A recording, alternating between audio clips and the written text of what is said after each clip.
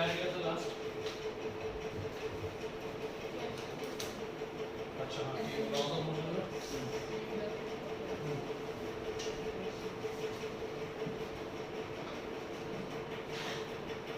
Okay right.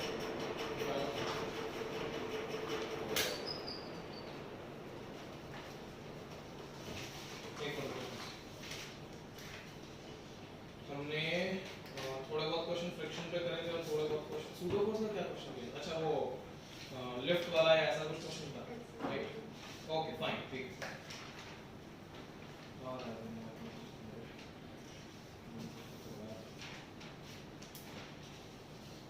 v by log 2 वाला question हम लोगों ने कर लिया था right.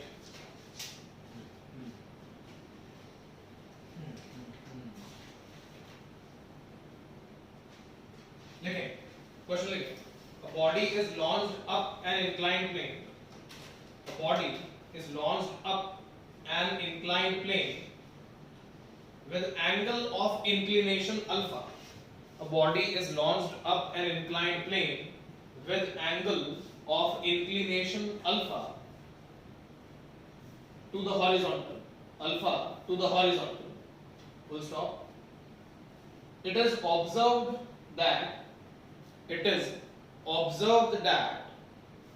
the time of ascent.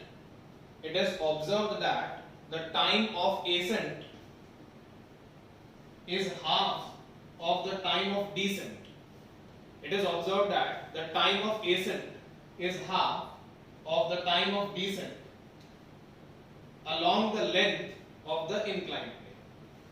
Along the length of the inclined plane. Find the coefficient of friction. Find the coefficient of friction between the body and the inclined plane. Find the coefficient of friction between the body and the inclined plane.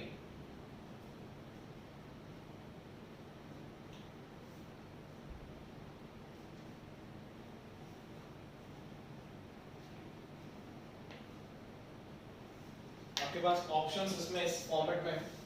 Option A 3/5 times of tan alpha. Option B 2/5 times of tan alpha. Option C 1/5 and times of cot alpha and 2/5 times of cot alpha. ये options time of ascent, time of descent।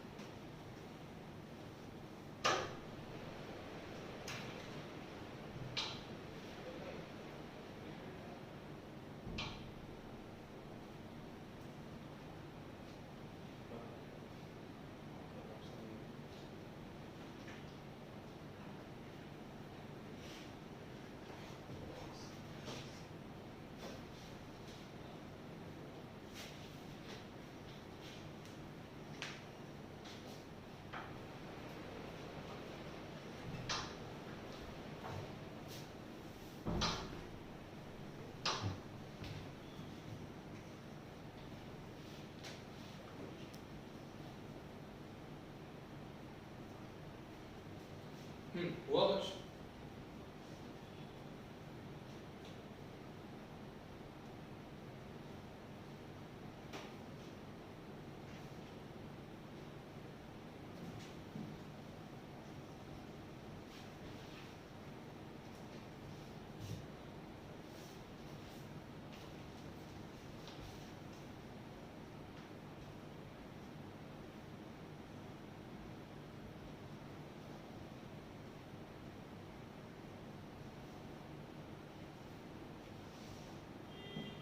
अगर body नीचे से ऊपर जाएगी तो friction कहाँ लगेगा? पीछे। और अगर ऊपर से नीचे आएगी तो बॉडी में फ्रिक्शन कहाँ लगेगा? ऊपर। तो बॉडी ऊपर से नीचे आएगी, राइट? फ्रिक्शन ऑपोजिट डायरेक्शन में लगेगी, ठीक है? तो एक बार अगर हम असेंडिंग और डिसेंडिंग दोनों की बात करते हैं तो तो मान लो हमने कहा कि व्हेन, ये मैंने इस सिचुएशन के अकॉर्डिंग बनाया कि बॉडी नीचे आ रही है, ठीक है, तो फ्रिक्शन पीछे लगा है। When the body is ascending, तो असेंडिंग के दौरान इक्वेशन क्या बनेगी, फोर्स इक्वेशन क्या बनेगी बॉडी की?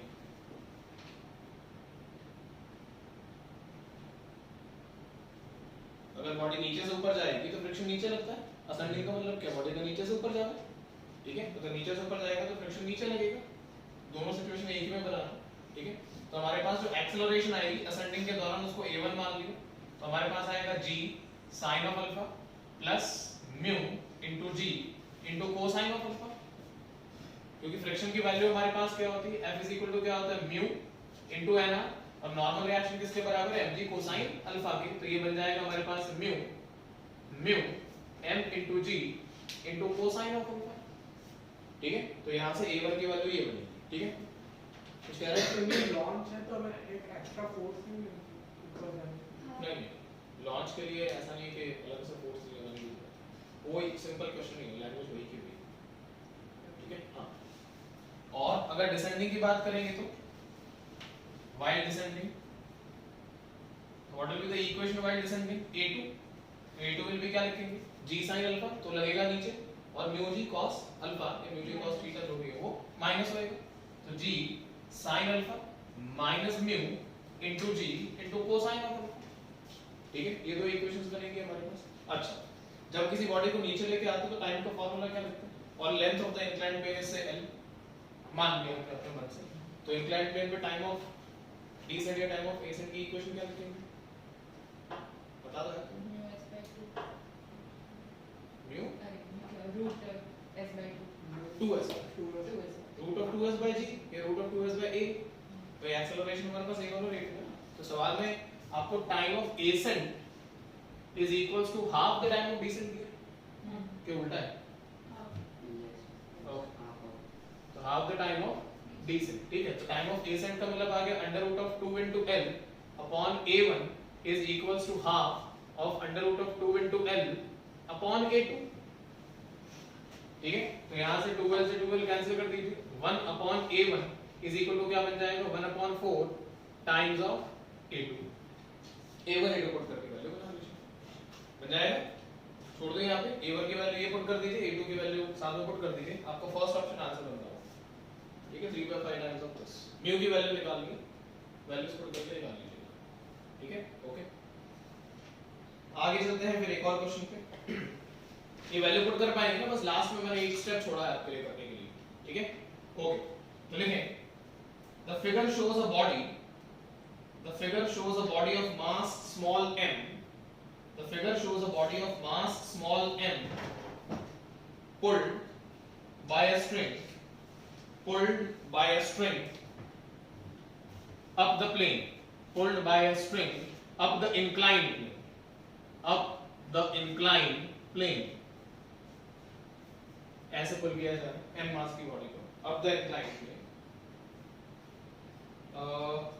the friction coefficient between the body and the inclined plane is mu, the friction coefficient between the body and the inclined plane is mu, then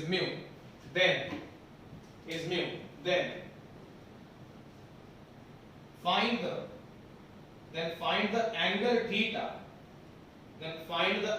theta, at which tension in the rope या string, at which tension in the rope or string will be minimum, tension in the rope or string will be minimum, रोप के अंदर tension minimum कितना angle पे होगी ये निकाल, दो अलग अलग एंगल दिए हैं, एंगल ऑफ इंक्लिनेशन अल्फा है, मैंने पहले थीटा लिखा हुआ था, इसको चेंज कर लीजिएगा इन केस अगर आपने डायग्राम बना लिया, this angle is alpha in the question, this angle is theta in the question, ठीक है। इंक्लाइंड प्लेन के साथ angle of the tension is theta, जो कि हमें फाइंड करना है, एंड अल्फा इस तरीके से,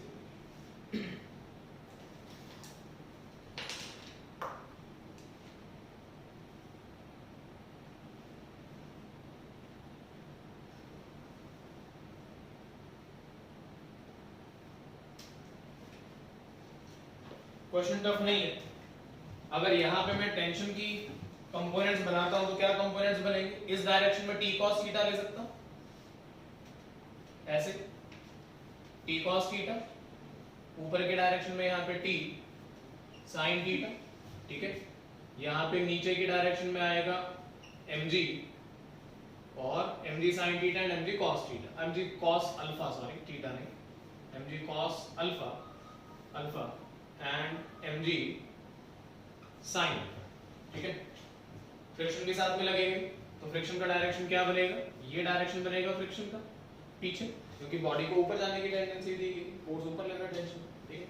तो मैंने लिखा t cos theta is equals to friction and this, तो ये बनेगा m into g into sin alpha plus mu into nr friction, mu into nr friction plus mg sin alpha, ये दोनों नीचे लग रहे हैं और t cos थीटा ऊपर लग रहा है, ठीक है। तो यहां से हमने लिख दिया t cos थीटा। अच्छा, सेकंड इक्वेशन पहले बना लेते हैं, this is equation 1। Second equation क्या बनेगी हमारे पास? ऊपर की डायरेक्शन में यहाँ पे ऐसे नॉर्मल रिएक्शन भी आएंगे, तो t sin theta and normal reaction, तो normal reaction plus t sin theta is equals to m into g into cosine of alpha, hence normal reaction comes out to be m into g into sin of alpha minus t sin theta। बोले कोई दिक्कत है? अब ये normal reaction की value जो है आप फर्स्ट इक्वेशन में पुट कर दीजिए, ठीक है। तो हमारे पास बनता है t into cosine of theta is equal to m into g into sin of alpha plus mu m into g sin alpha minus t sin theta। Theta और अल्फा में कंफ्यूजन मत रखिएगा। अब म्यू टी साइन थीटा को यहां ले लेंगे ताकि आप टी को अलग कर पाए, ठीक है। तो आप जब टी को अलग करेंगे तो आपके पास इक्वेशन ऐसी बनेगी m into g into sin of alpha plus mu m into g sin of alpha divided by, now mu sin theta यहां पे आ चुका है, या म्यू टी sin थीटा जिसमें से t हम यहां लिख चुके हैं, तो म्यू sin थीटा बचेगा।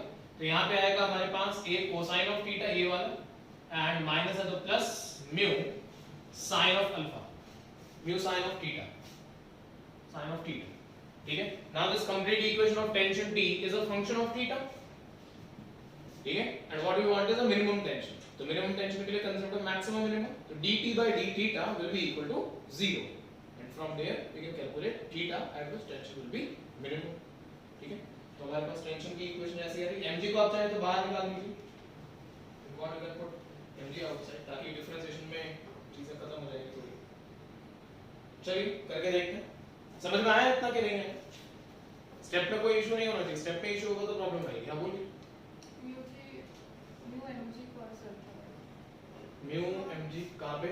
अच्छा ये nr दोनों में sin cos, अच्छा ये तो यहाँ पे म्यू mg cos अल्फा आएगा, राइट? ओके, ठीक है, यही ना?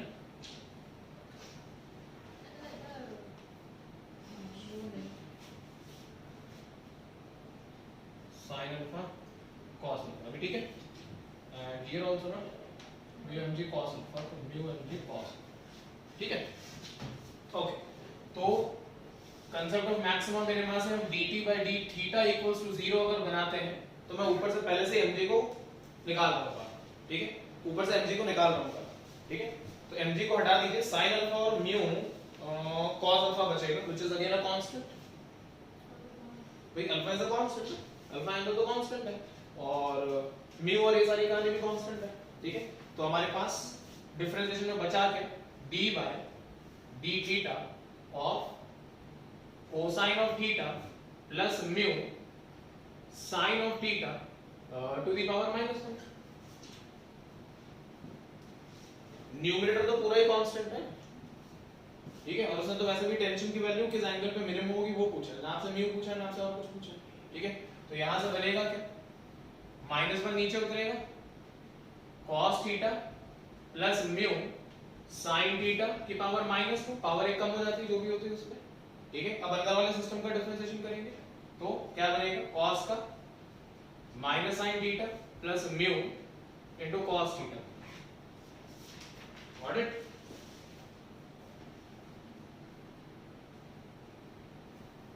पहले आपने इसको सॉल्व किया, इस पार्ट को सॉल्व किया, इस पार्ट को सॉल्व करने का आंसर ये है जितना मैंने ये लिखा।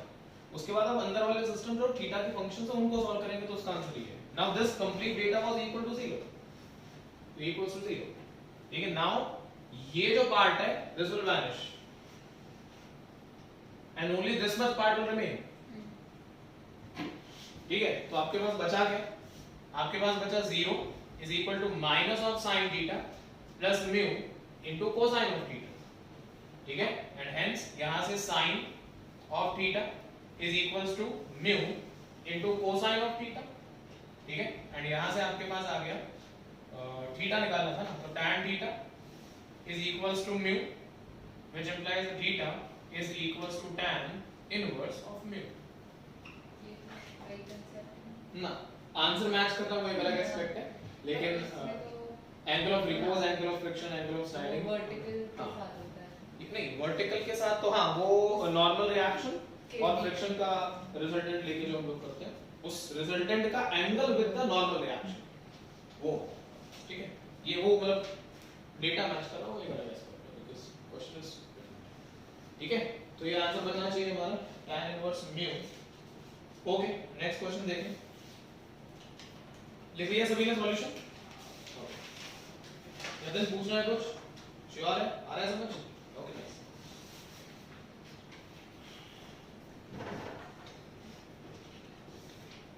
लिखें। Figure shows two blocks placed on a rough horizontal surface.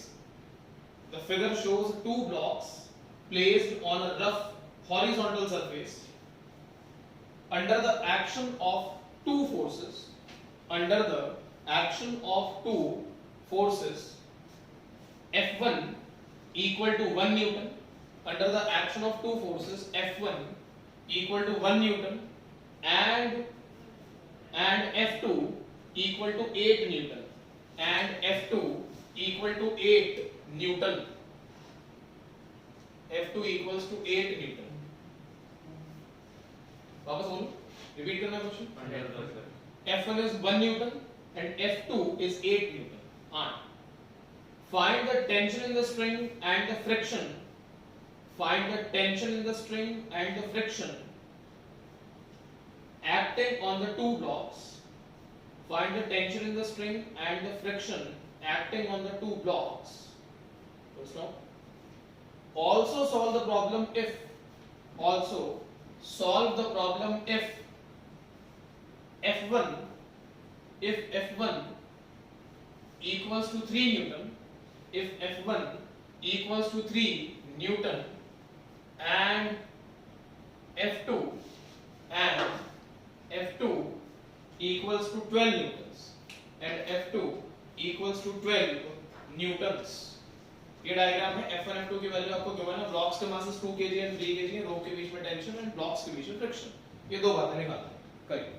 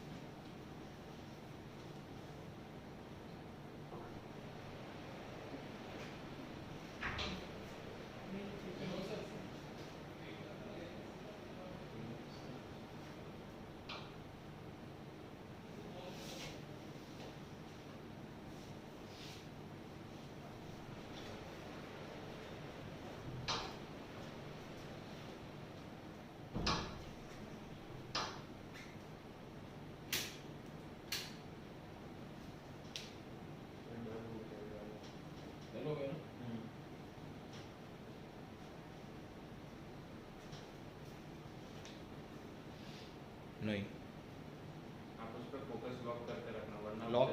Lock ना, क्योंकि बीच में एक वीडियो में ऐसा था कि आप वो- जैसे मूव कर रहे थे ना तो ब्लर हो रहा वो था। ऑटो फोकस हो रहा था। आया कुछ क्वेश्चन का आंसर आ गया? 0.16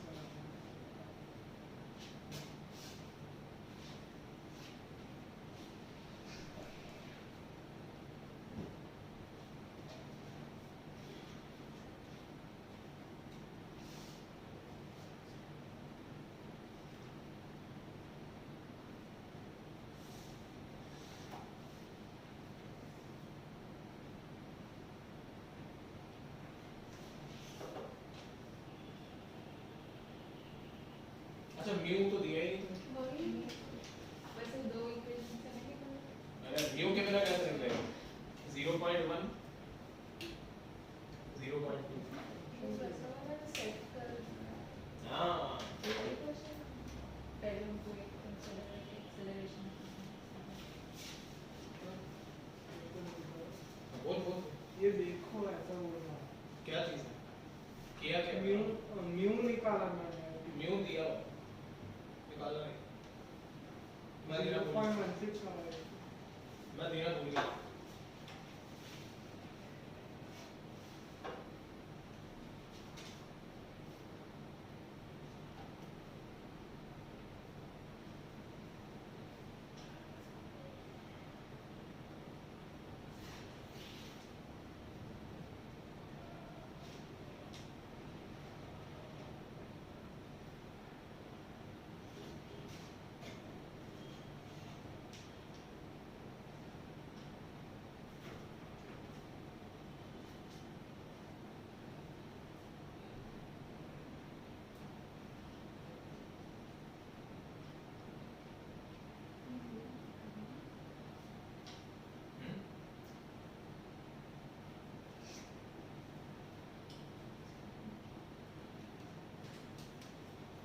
देखो ये A वाला ब्लॉक है और ये B वाला ब्लॉक है।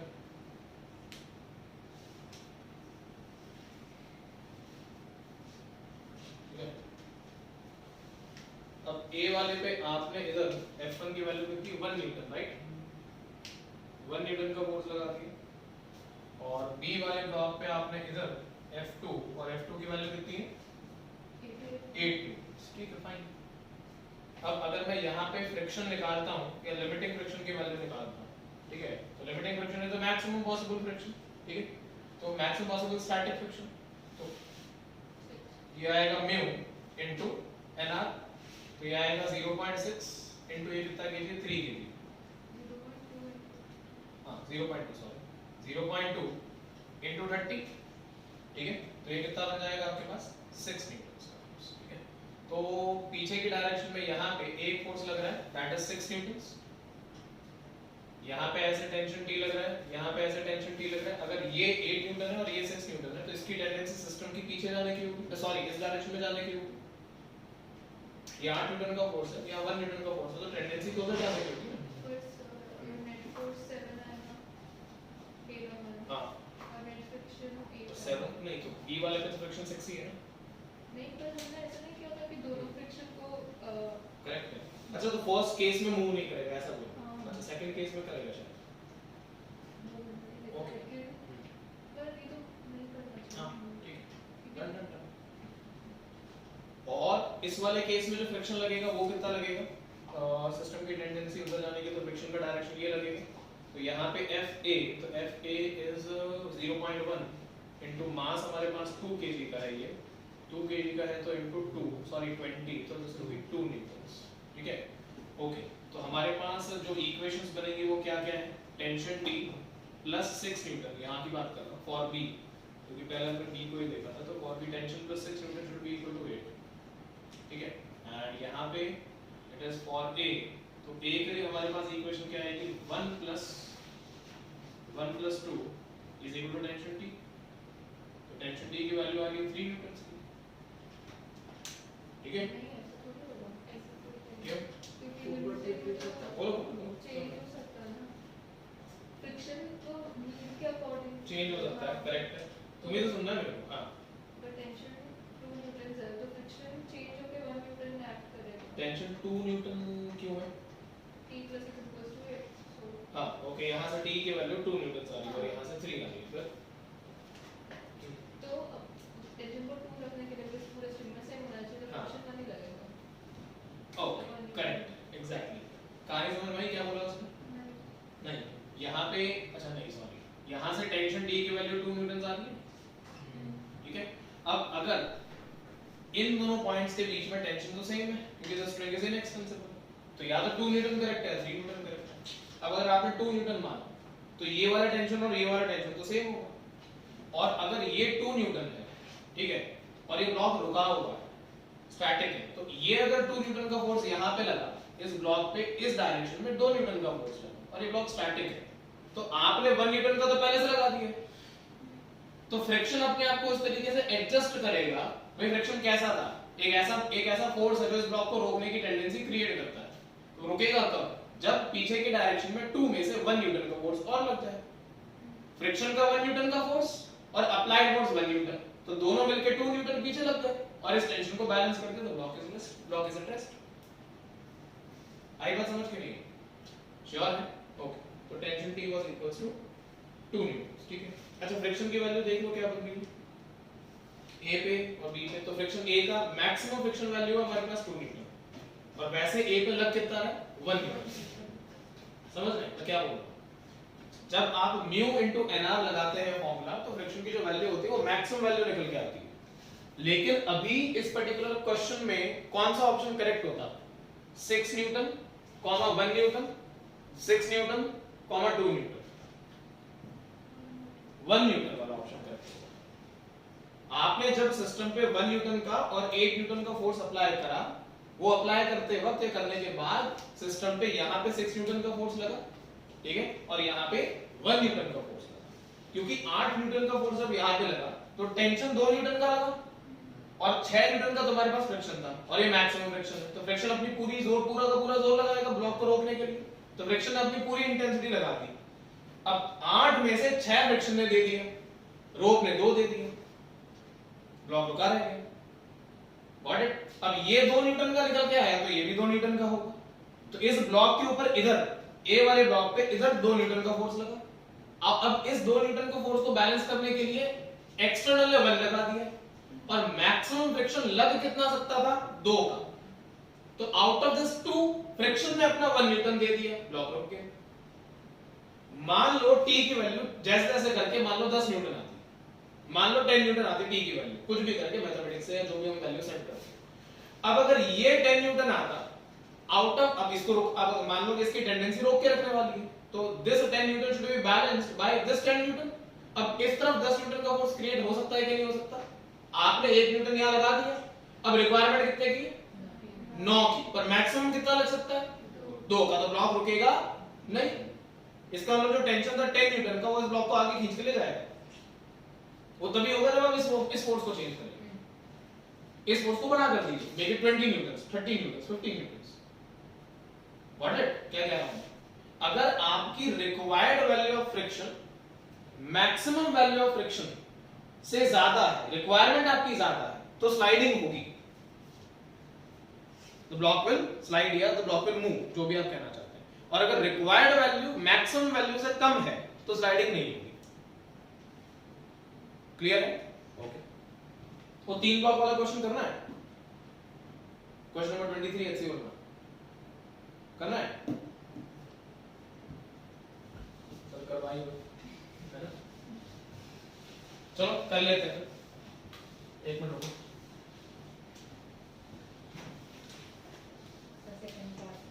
ओ सॉरी, इसका सेकंड पार्ट रह गया यार, मैंने बता दिया। सेकंड पार्ट में हमारे पास क्या था? 12 और 3 क्या है?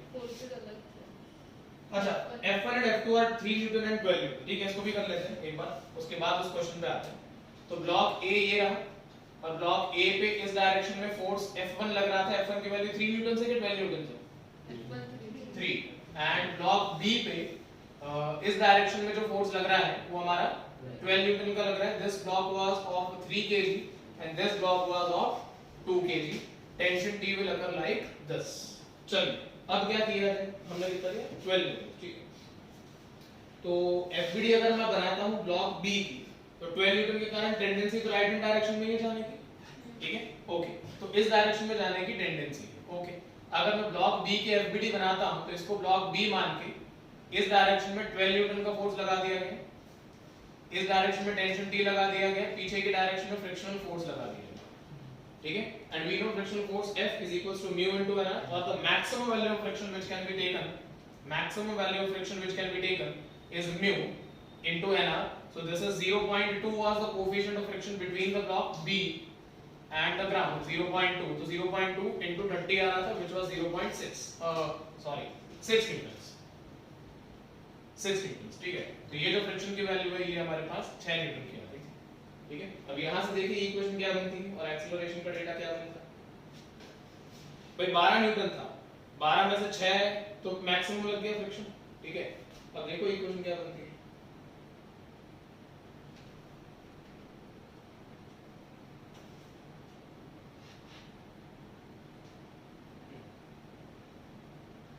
एक्सीलरेशन आई कितनी, 0.2 हां पॉइंट। इस बार ब्लॉक मूव करेंगे, कैसे कैसे पता लग रहा है, तो light force that is total 9 newton, net 12 and 3 हाँ, that is 9 nine. and total friction is 8, 2 plus 6, हां so net acceleration आएगी। करेक्ट। एक बार सुन लीजिए, कईयों को नहीं पता लग रहा है मैं क्या बोल रहा हूं, सुनो।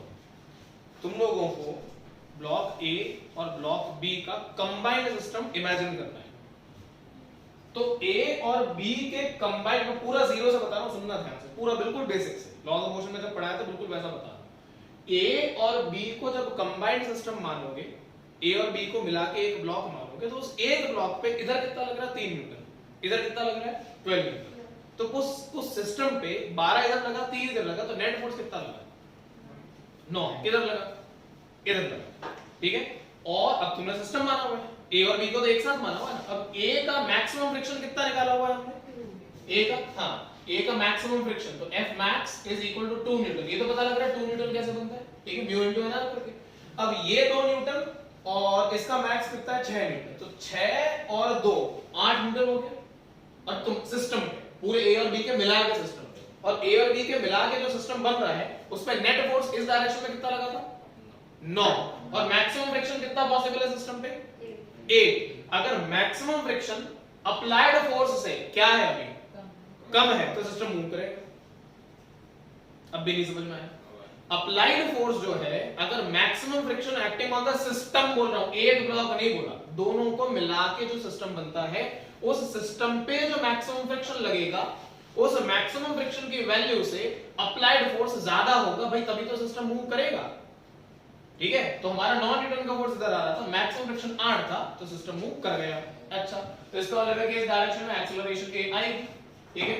इस डायरेक्शन में 6 न्यूटन का फ्रिक्शन लगेगा और इस डायरेक्शन में 2 न्यूटन का मैक्सिमम फ्रिक्शन लगेगा, ठीक है। तो हमारे पास acceleration a of the system आएगा 12 minus 6 plus 2 is 8 minus 3 divided by 5. Acceleration is net pulling force upon total mass. 12 इधर लगा, 6 और 2 8 पीछे लगा, 3 भी पीछे लगा, Got it? तो इसको बना के हमारे पास क्या बन रहा है 1/5, 1/5 that is 0.2 meters per second square। Concept clear है, ठीक है। अब देख लीजिए टेंशन की इक्वेशंस क्या आएंगी, F is equal to ma करके या फोर्स इक्वेशंस बना के। मैक्सिमम फ्रिक्शन की वैल्यू 2 न्यूटन है, 6 न्यूटन है, करेक्ट है। एक्सीलरेशन 0.2 करेक्ट है। टेंशन देख लीजिए कितना आएगा। किसी भी एक ब्लॉक की इक्वेशन बना दो ना, मान लो ब्लॉक ए की इक्वेशन बना देते हैं, हाँ कितना है 27/5, 5.2। हाँ करेक्ट। अगर मैं ब्लॉक ए की इक्वेशन बना देता हूं तो टेंशन टी -3 और 2 5 इज इक्वल्स टू 2 किलो है इनटू एक्सीलरेशन 0.2। यार ब्लॉक ए की एफबीडी तुम ऐसे मत करो यार, आगे फाड़ फाड़ के देखने लग जाते हो। इधर 3 न्यूटन लग रहा है और इधर 2 न्यूटन लग रहा है ना, तो 3 - 5 इज इक्वल टू ma। ये वाला ब्लॉक भी तो इधर ही जाएगा, ठीक है। तो यहां से tension T is equal to 5 plus 0.4 is equals to 5.4 newtons, 5.4 newtons. खत्म हो गया क्वेश्चन, ठीक है, ओके।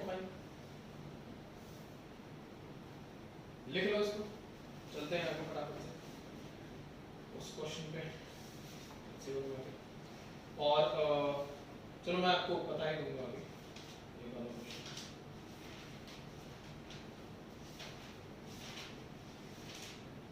क्वेश्चन का डेटा मेरे को याद नहीं है।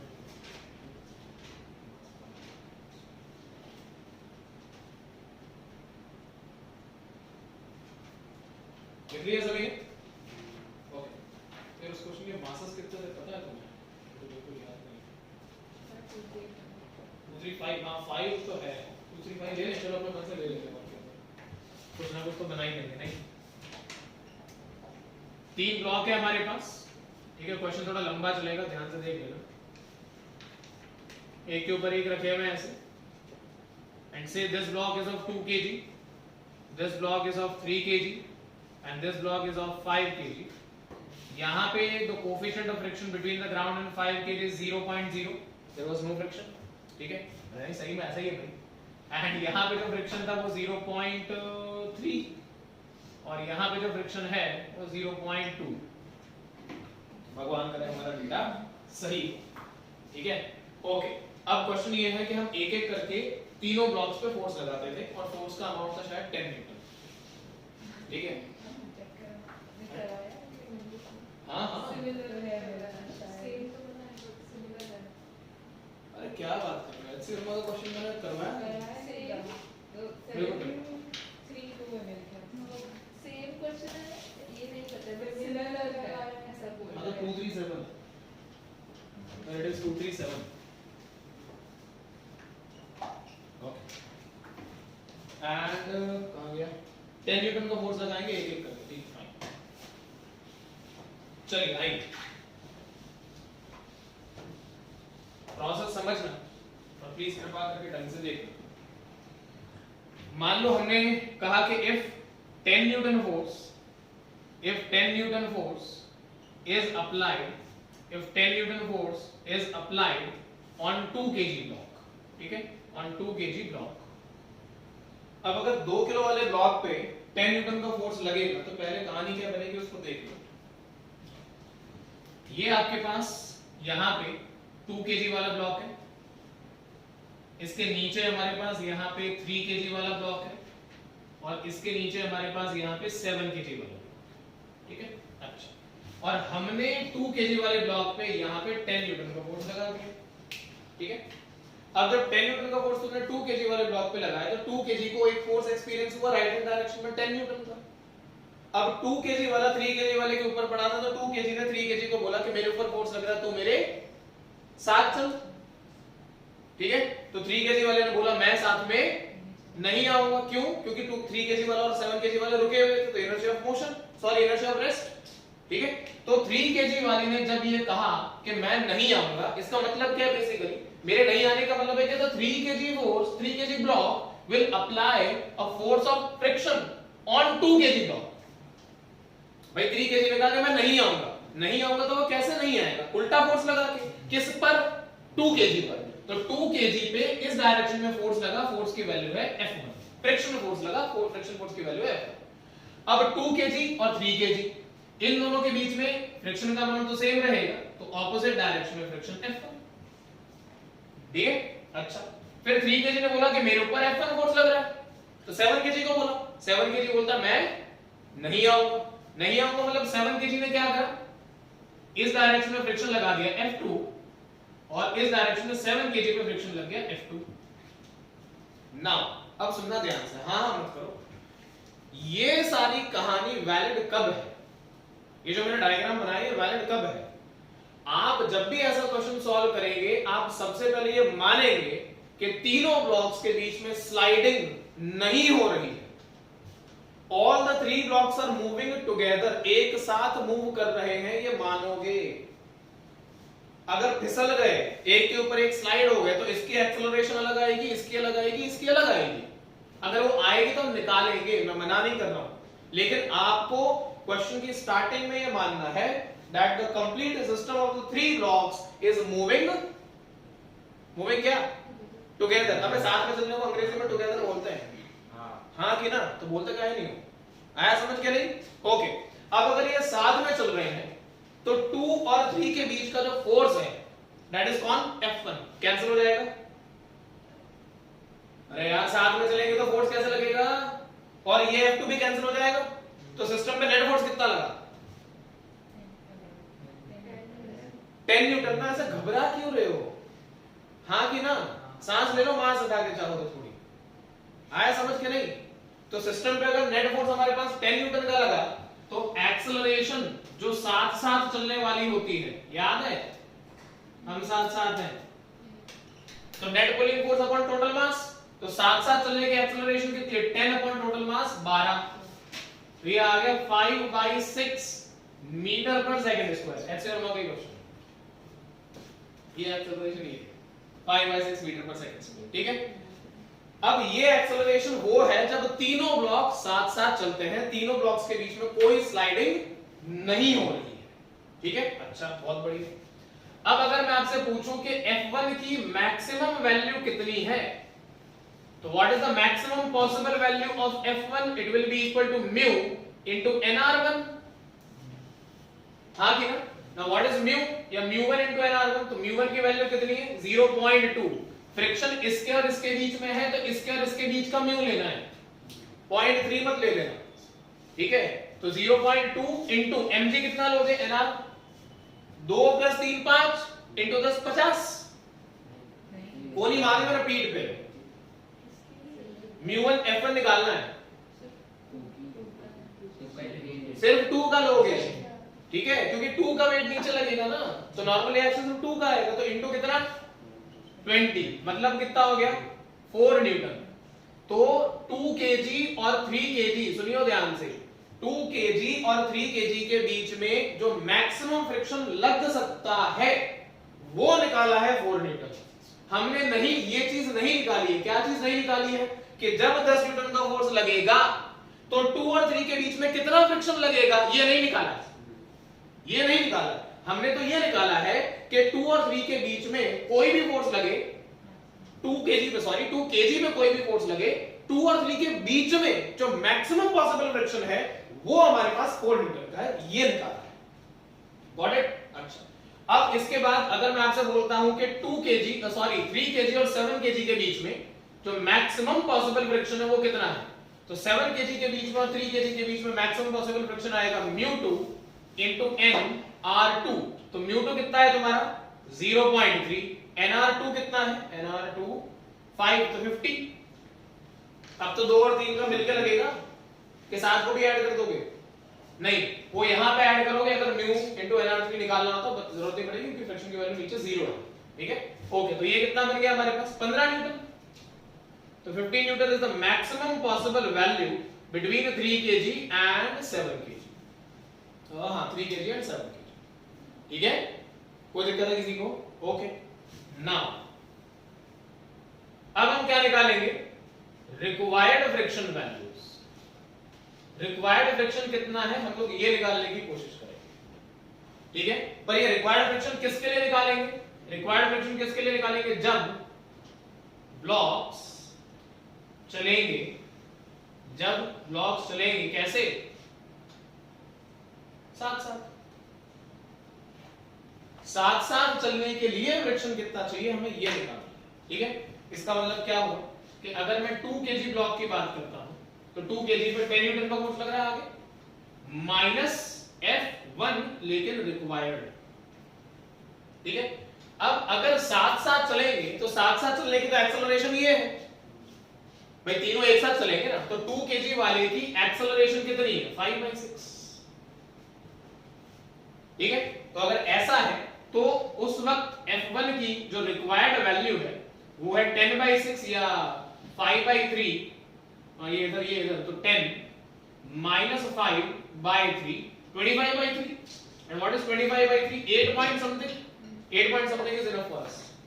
अब इसका मीनिंग क्या है सुने, अगर 2 kg वाले ब्लॉक को 10 kg का फोर्स एक्सपीरियंस हुआ और 2 kg को 3 और 7 के साथ साथ चलना है, तो 2 kg के बॉटम पे इतना फ्रिक्शन की रिक्वायरमेंट है। इस लाइन का ये मतलब है, अगर 2 kg वाले ब्लॉक पे हमने 10 न्यूटन का फोर्स लगाया और 2 केजी वाले ब्लॉक को 5/6 मीटर पर सेकंड पे 3 और 7 के साथ चलना है, तो 2 केजी के बॉटम पे इतना फ्रिक्शन का रिक्वायरमेंट है। पर हमारे पास 2 केजी और 3 केजी के जो ब्लॉक्स के मटेरियल हैं जिनसे वो बने हैं, उस मटेरियल के बीच में जो मैक्सिमम पॉसिबल फ्रिक्शन है वो 4 न्यूटन का है। अब मतलब रिक्वायरमेंट ज्यादा की है और अवेलेबिलिटी कम की है। अब अगर रिक्वायरमेंट ज्यादा है और अवेलेबिलिटी कम है तो इसका मतलब क्या होएगा, स्लाइडिंग होगी। तो हम लोग यहां से लिख सकते हैं कि since F1 required is more in comparison to F1 max, so 2 kg will slide over 3 kg। अब स्लाइड होंगे, जब स्लाइड होंगे तो मोशन होगा, तो फ्रिक्शन क्या करेगा, अपनी पूरी जान लगाएगा 2 केजी को रोकने में। तो जब मोशन होगा और जब 2 केजी 3 केजी पे स्लाइड करेगा तो 2 केजी के मोशन होने के दौरान 2 केजी के ऊपर F1 की मैक्सिमम वैल्यू लगेगी, क्योंकि मोशन हो रहा है ना, गॉट इट और नॉट। तो इस कंडीशन में 10 न्यूटन फोर्स लगा 2 केजी पे, माइनस फ्रिक्शन की मैक्सिमम वैल्यू लगी, मैक्सिमम वैल्यू है 4 newton, is equal to 2 into acceleration of 2 kg is A1। ठीक है, क्योंकि स्लाइड हुआ तो A1 की वैल्यू आ गई 6/2 which is equals to 3 meters per second square is equals to A1 is the acceleration of 2 kg। ठीक है, क्लियर है बात। अच्छा, अब अगर 2 केजी ब्लॉक 3 केजी पे स्लाइड हुआ है, 3 केजी की अगर मैं बात करता और 7 केजी की अगर मैं बात करता, आपने 5/6 जो एक्सेलरेशन निकाली है, ये किस चीज की एक्सेलरेशन है, जब तीनों ब्लॉक्स एक साथ चलेंगे। भाई ये भी तो हो सकता है कि 2 केजी 3 पे स्लाइड कर जाए पर 3 और 7 साथ साथ चले। अगर 3 और 7 साथ साथ चलेंगे तो आप ये नहीं कहेंगे या नहीं कह सकते कि 3 और 7 अगर साथ साथ चलेंगे तो 5/6 से चलेंगे ना। क्यों? क्योंकि आपने इस आंसर में 2 केजी को लेके आंसर बनाया। तो अगर आप कहते हैं कि 3 और 7 साथ साथ चलेंगे तो वो किसी और एक्सेलरेशन से साथ साथ चलेंगे, which is possible, but 3 and 7 will not move together at 5/6, that is not possible, is it okay? अच्छा, अब ये चीज आ गई हमारे पास। अगर मेरे को F2 की मैक्स वैल्यू निकाल ली 15 न्यूटन, सॉरी ये मैक्स वैल्यू निकाली, ठीक है फाइन। अगर मैं 3 केजी की बात करता हूं, 3 केजी वाले ब्लॉक की, तो उसकी इक्वेशन क्या बनेगी, 3 केजी ब्लॉक की इक्वेशन बनेगी F1 minus F2 is equal to 3 into the acceleration of the 3 kg block से it is A2 whatever it is। एक बार इक्वेशन बनाना और कुछ नहीं। अब अगर 3 kg वाले ब्लॉक को 5/6 पे चलना होता, साथ साथ चलना होता, तो F2 की रिक्वायर्ड वैल्यू कितनी होती है हम ये निकाल सकते हैं। ठीक है, कहानी समझ में आ रही है, कोई दिक्कत तो नहीं। एंड अगर 7 kg वाले ब्लॉक को भी दोनों के साथ चलना होता तो भी हम इक्वेशन निकाल सकते हैं। 7 केजी के डायग्राम को ध्यान से देखो, सिर्फ F2 लगा है, इसमें 1 और 2 दोनों लगा है। तो मैं अगर 7 केजी वाले ब्लॉक की इक्वेशन बनाता हूं डायग्राम को देख के 7 केजी वाले ब्लॉक की, तो वो तो सिंपल बनेगी F2 is 7 into A2। भाई एक्सेलरेशन तो सेम ही हो, या A3 कर लो, व्हाटएवर इट इज, नाम दे रहा हूं A2 और A3, बस नाम दे रहा हूं समझने के लिए। Is it okay? अब अगर मैं कहता हूं कि मैं F2 की रिक्वायर्ड वैल्यू निकालना चाहता हूं जब 7 kg 5/6 पे चले, मतलब हम ये अज्यूम कर रहे हैं कि 7, 3 और 2 एक साथ चल रहे हैं, जब 10 न्यूटन फोर्स 2 kg पे लगा, मेरे को पता है, हमें पता वैसे लग चुका है कि 2 और 3 के बीच में स्लाइडिंग हो रही है। तो F1 की रिक्वायर्ड वैल्यू मेरे पास आती 35/6 न्यूटन। हां 35/6 Newton. And what is 35/6 Newton? तो 5.8 न्यूटन। अब ये रिक्वायर्ड वैल्यू है साथ साथ चलने की। अब रिक्वायर्ड वैल्यू जो है ये तो कम निकली मैक्सिमम वैल्यू से। अगर रिक्वायर्ड वैल्यू मैक्सिमम वैल्यू से कम है तो साथ साथ चल सकते हैं। भाई मेरे को फिजिक्स के 20 चैप्टर पढ़ाने आते हैं मान लो, और तुम्हें पढ़ने सिर्फ 10 हैं, तो मेरे से पढ़ लोगे ना? हाँ ऑब्वियसली उन 20 के अंदर तुम्हारे अंदर शामिल है, सर हमें तो क्वांटम फिजिक्स पढ़नी है, आपको तो क्लासिकल आती है, हम क्यों पढ़ें? ऐसा नहीं, समझ रहे हो? तुम्हारे को जो 10 चैप्टर पढ़ने हैं वो 10 भी आते हैं और मेरे को 10 और अलग से आते हैं, तो मेरे से पढ़ लोगे ना तो हम साथ साथ चल सकते हैं, क्योंकि रिक्वायरमेंट कम है। आगे सीधे बैठो, ये सारा लेके बैठोगे तो मारूंगा पकड़ के। हाँ, रिक्वायरमेंट कम है तो पढ़ सकते हैं। और अगर तुम्हारे को ऐसा क्या 30 चैप्टर पढ़ोगे, 30 चैप्टर पढ़ने हैं, ठीक है, और आता मेरे को 10 है, ठीक है, और उन 10 में शामिल है तुम्हारे 30 में से 10, इतनी तो इज्जत रखे, तो मेरे से पढ़ोगे? 2 साल पढ़ा पाया तो नहीं, अब कैसे पढ़ा जाएगा? आया समझ के नहीं पढ़ोगे तो रिक्वायरमेंट ज्यादा है, अरे आया समझ के नहीं है, श्योर? ओके, तो अगर रिक्वायरमेंट हमारे पास क्या है कम, तो साथ साथ चलेंगे, that means what 3 kg can move together with 7 kg। हां, F2 required भी acceleration को ही F2 आपने बोला था ना कि 2 वाला, हां नहीं, 2 इंक्लूडेड है। अगर साथ में चलते तो, अच्छा हाँ ओके, तो बाकी नहीं, ठीक है, ओके।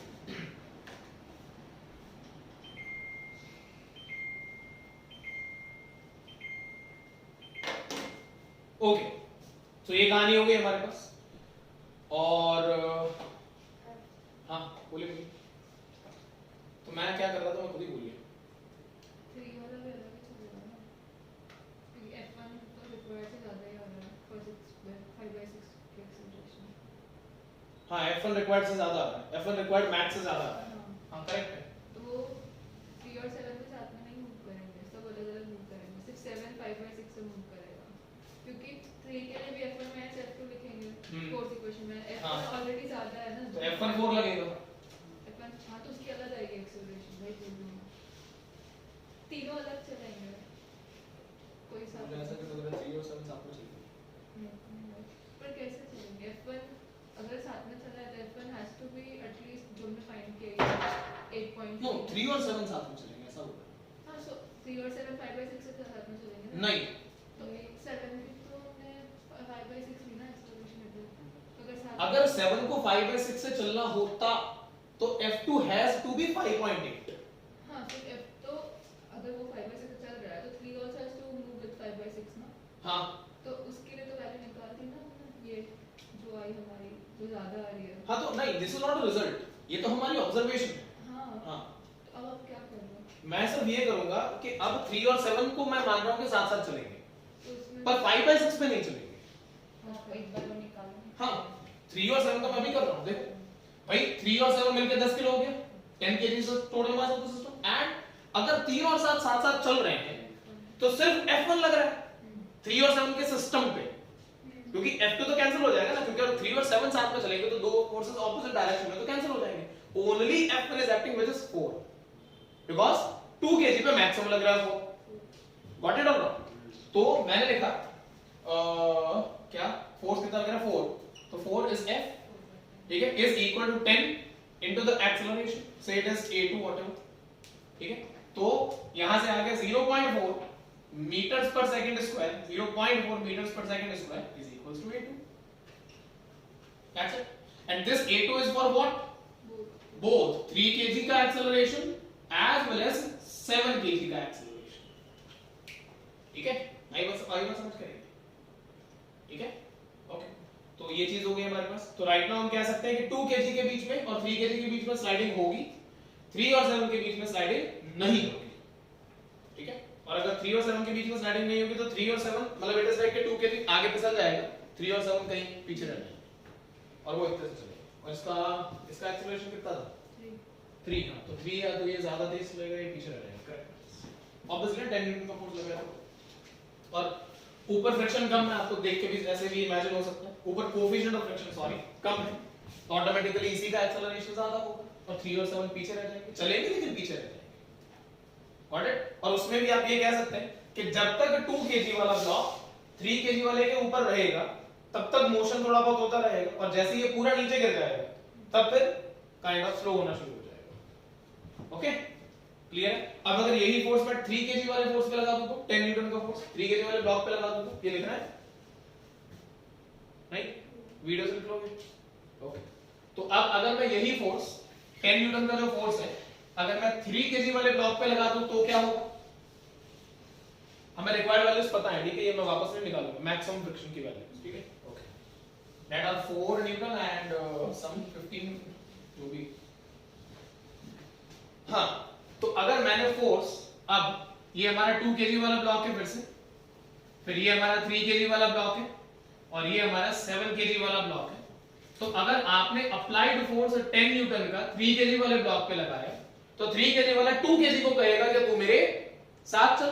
तो 3 केजी ने 2 केजी के बॉटम पे आगे के डायरेक्शन में फ्रिक्शन लगाया F1, ठीक है।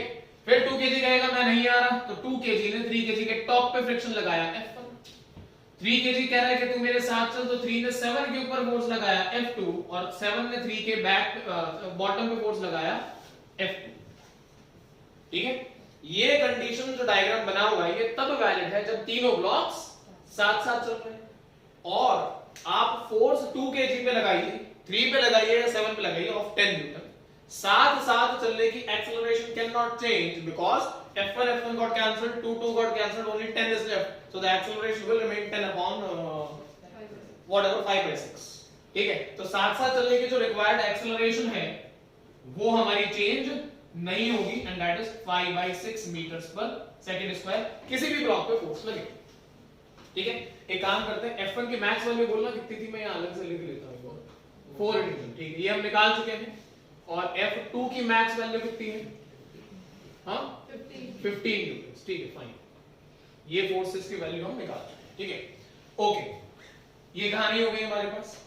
अब अगर मैं F1 की रिक्वायर्ड वैल्यू निकालता हूं जिसमें 2 केजी वाला ब्लॉक 5/6 पे चले, F1 की वैल्यू रिक्वायर्ड कितनी है भाई? एक चीज को समझें, जब तीनों एक साथ चलेंगे और फोर्स आपने लगाया सिर्फ 3 पे है, चल तीनों एक साथ रहे पर आपने फोर्स लगाया सिर्फ 3 पे, 3 केजी वाले ब्लॉक पे है, तो यार 2 केजी पे और 7 केजी पे कोई तो फोर्स होना चाहिए ना जो आगे लगे, तब तो वो भी आगे चलेंगे, नहीं तो कोई फोर्स नहीं लगेगा तो आगे कैसे चलेंगे? तो इस वजह से F1 and F2 are the forces जो आगे लग रहे हैं, ठीक है।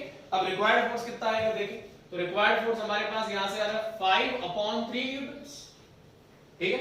तो 5/3 का मतलब ये हो गया 1 पॉइंट समथिंग न्यूटन, ठीक है। और F1 की जो रिक्वायर्ड वैल्यू है वो इस बार F1 की मैक्स वैल्यू से कम है, मैक्स वैल्यू 4 न्यूटन है F1 की और रिक्वायर्ड वैल्यू कम आई है, तो रिक्वायरमेंट कम है तो साथ साथ चल सकते हैं।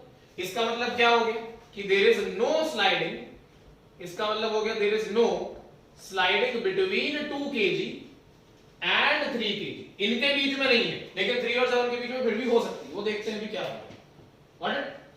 अब अगर मैं F2 की रिक्वायर्ड वैल्यू निकालना चाहता हूं जिसमें 7 kg वाला ब्लॉक 5/6 पे चले, मैं इसको अवॉइड इसलिए कर रहा हूं, मेरे को 10 - 1 + 2 करना पड़ेगा, मैं उसको थोड़ा सा अवॉइड कर रहा हूं, अलग वैसा कोई बहुत लंबी बात नहीं, बट स्टिल इक्वेशन थोड़ी सी बनेगी।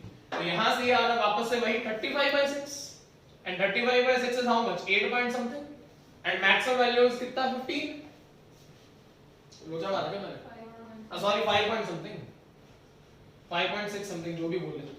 तो रिक्वायर्ड वैल्यू क्या है, मैं रिक्वायर्ड वैल्यू क्या है 5.6 समथिंग और मैक्स वैल्यू क्या है 15 न्यूटन। तो फिर से साथ साथ चलेंगे, यानी 2 और 3 भी साथ साथ चल रहे थे, 3 और 7 भी साथ साथ चलेंगे, तो साथ साथ चलेंगे तो कितनी एक्सेलरेशन 5/3 कितना था 6। कांसेप्ट समझ आया कि नहीं है? श्योर है। अब अगर 10 न्यूटन का फोर्स 7 केजी वाले ब्लॉक पे फोर्स लगा दे तो 10 न्यूटन का, ये 2 केजी, ये 3 केजी, तो आंसर कितना बनेगा इसका 5/6, खत्म हो गया, ठीक है, ओके। ये आ गया और ये 7 केजी। अब 7 केजी पे अगर तुमने 10 न्यूटन का फोर्स लगाया तो 7 केजी 3 केजी को बोलेगा तू मेरे साथ चल, तो 3 केजी वाले पे इस डायरेक्शन में फ्रिक्शन लगेगा F2 और 3 वाले ने इधर लगा दिया F2, 3 केजी वाले इसको बोला मेरे साथ चल, तो यहां पे आएगा F1, 2 वाले ने इधर लगा दिया तो ये आ गया F2, नहीं आया समझ? हां F1 सॉरी, आगे समझ, ठीक है। अब क्या करेंगे, वापस से F1 की मैक्स वैल्यू पता है, F1 की रिक्वायर्ड वैल्यू निकाल लेते हैं। तो रिक्वायर्ड वैल्यू कितनी आएगी 2 * 5/6 फिर से and that is equal to 5/3 फिर से। तो रिक्वायर्ड वैल्यू क्या बोलो, अरे सही पढ़ा रहा हूं, स्पीड पकड़ लेते तो ये क्या हो रहा है ये भगवान, आया समझ के नहीं? तो रिक्वायर्ड वैल्यू क्या है फिर से मैक्सिमम वैल्यू से कम है, तो फिर से साथ साथ कौन 2 और 3 और 7 को भी डिसाइड करेंगे। अब 7 केजी वाले पे क्या फोर्स लगा 10 - F2 into required, F2 into required, F2 required, sorry, ठीक है, इज इक्वल टू कितना 7 into 5/6, ठीक है।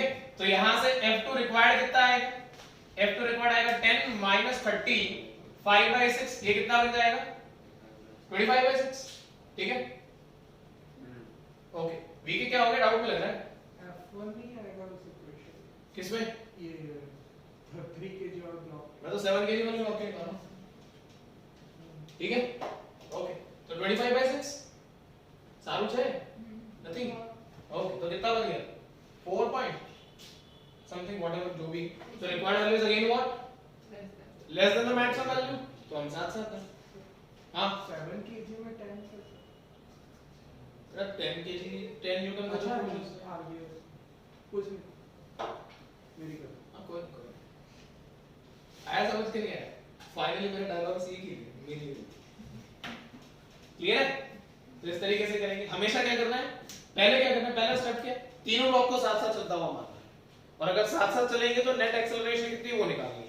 अब अभी तो क्या था कि सिर्फ एक ही फोर्स लग रहा था, कल को एक और फोर्स लगा दो, मतलब 10 न्यूटन का फोर्स इस पे लगाया इधर, ठीक है, एक फोर्स इधर भी लगा दो 5 न्यूटन का, तो 10 minus 5/12 व्हाटएवर, आई बात समझ में, ऐसा भी बन सकता है। तो साथ साथ क्या एक्सेलरेशन तो आई जाएगी। फिर वापस से मैक्सिमम वैल्यू, पहले दो काम करने हैं, पहली चीज दिमाग में रखना सिस्टम एक साथ चलेगा, ये मान के एक्सेलरेशन निकालनी साथ साथ चलने वाली।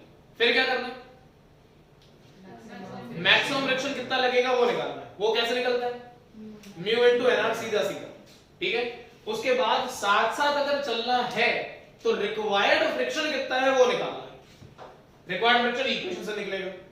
फिर रिक्वायर्ड फ्रिक्शन का आंसर निकाल के कंपेयर करना है कि रिक्वायर्ड फ्रिक्शन और मैक्सिमम फ्रिक्शन, तो रिक्वायर्ड अगर ज्यादा है मैक्सिमम से तो साथ साथ नहीं चलेंगे, और रिक्वायर्ड अगर कम है मैक्सिमम से तो साथ साथ चलेंगे। तुम्हें समझ ही नहीं आया, आ गया, पक्का है, ओके। इसमें से जो लिखना लिख लो, नहीं लिखोगे, ओके।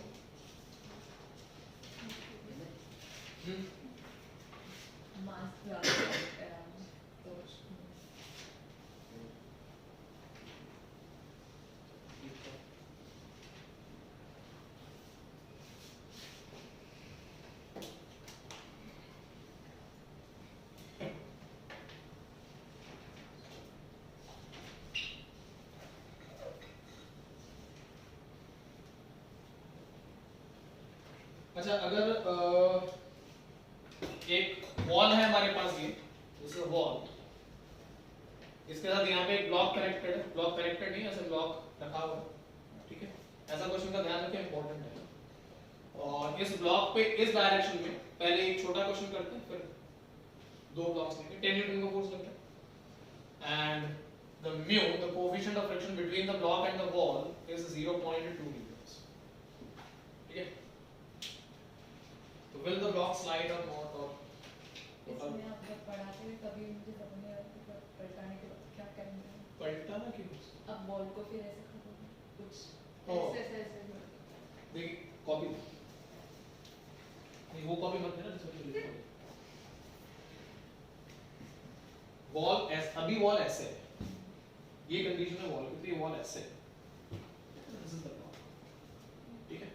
अब प्रॉब्लम क्या है कि वॉल जब ऐसे है और ब्लॉक ये है, तो इस ब्लॉक पे इस डायरेक्शन में एक फोर्स लग रहा है ऐसे, एंड विच इज 10 न्यूटन का, तो एक ब्लॉक रुका हुआ है, तो ब्लॉक अगर ये 10 न्यूटन का फोर्स नहीं होता तो ब्लॉक के साथ स्लाइड होता, तो अगर ये स्लाइड होता या नहीं भी होता व्हाटएवर, तो उसको रोक के कौन रख रहा है, फ्रिक्शन।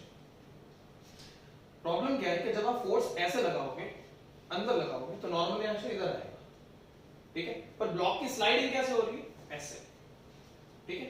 तो block is sliding vertically, but the force has been applied horizontally, so the wall will apply a normal reaction horizontally, and what is friction all about, mu into the normal reaction। अब problem क्या है कि ये जो block है, इस block का जो वेट है वो नीचे लगेगा, और फ्रिक्शन सरफेस और ब्लॉक के बीच में लगेगा, तो हमें उन कंडीशंस पे चलना होता है। तो मैं क्या करता हूं, ये ऐसा था ना आएगा, अब मैं इसको ऐसे कर देता हूं। पहली चीज ये कि इसको मैंने ऐसे नहीं करा, तेरा हाथ ऐसे गया था, वो इंपॉर्टेंट है, इमेजिनेशन गड़बड़ हो जाएगी। ये ऐसे था, जो सिनेरियो में क्वेश्चन था वो ऐसा है, इसको मैं ऐसे कर दूंगा so that I can see the front view of the block. And if I see the front view of the block, which means I will be able to see the wall like this, on which we have the block. So block का surface आपको front view ऐसा दिखेगा. अब आपने इस वाले force को ऐसे कर दिया, ये हाथ ऐसे था, ये ऐसे हो गया, ऐसे हो गया तो फोर्स कहाँ लग गया? क्रॉस. कितने का? 10 डिग्री. ठीक है. अब नीचे के डायरेक्शन में ब्लॉक का वेट तो लगना ही लगना है, और ऊपर ये सरफेस और उसके बीच में तो फ्रिक्शन लगना ही लगना है. ये काम. ठीक है. तो फ्रिक्शन की वैल्यू कितनी होगी, फोर्स की वैल्यू कितनी होगी, वेट की वैल्यू कितनी होगी, स्लाइड होगा नहीं होगा, ये सारी बातें पूछी. ठीक है. तो फ्रिक्शन की वैल्यू कितनी बनेगी? तो म्यू इनटू एनआर. म्यू कितना बोला मैं? 0.2 इनटू एनआर कितना आएगा? 10 newton. NR will not be equal to mg here. Why? क्योंकि ब्लॉक हवा में है, नीचे तो कोई सरफेस ही नहीं है, नॉर्मल रिएक्शन ऐसे कैसे आ जाएगा? ठीक है. तो यहां से कितना बन गया? 2 न्यूटन का फ्रिक्शन फोर्स. अब अगर सवाल में आपको बॉडी का वेट दिया 5 kg, तो ब्लॉक विल स्लाइड डाउन.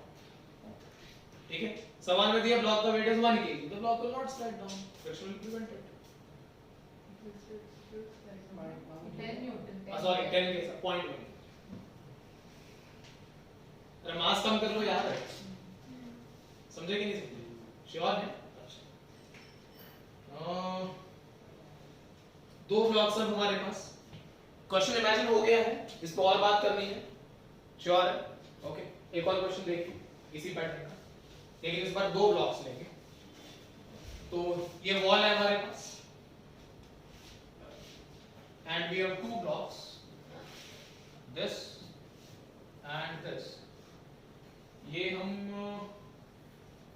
मतलब है तो एक दूसरे के पास ही ऐसे डिस्टेंट हो. तो this is block A and this is block B. A force of capital F has been applied on block A, and given that weight of block A is 20 newtons. The weight of block A is 20 newtons. The weight of block B is like 100. Is 100 newtons. Then the coefficient of friction between the blocks, क्योंकि दोनों block भी contact में, and the coefficient of friction with the wall. ठीक है. तो block के साथ जो coefficient of friction है वो है 0.1, और वॉल के साथ जो कोएफिशिएंट ऑफ फ्रिक्शन है वो 0.15. Find out the friction between the blocks and the friction between the wall and the blocks. ठीक है. क्वेश्चन क्या है? क्वेश्चन है find out friction between blocks and friction between wall and block B. ये है. एक बार एफबीडी खुद बनाएंगे, हो जाता तो ठीक है, नहीं तो मैं करता हूं.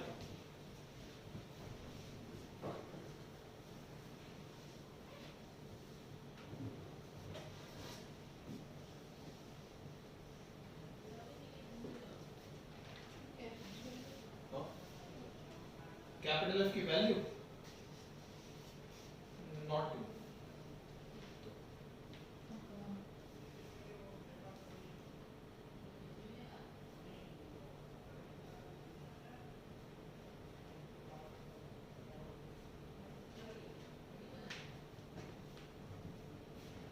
This pattern of question can come in NEET भी, या जेई में जो भी आ सकता है.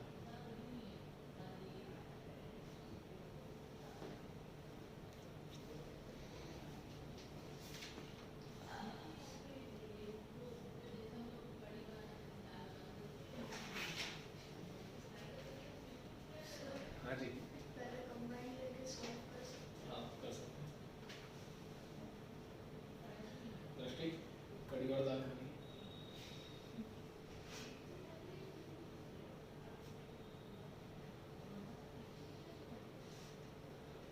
आ गया आंसर? कितना आ रहा है? 2080 आई गेस करेक्ट ही है.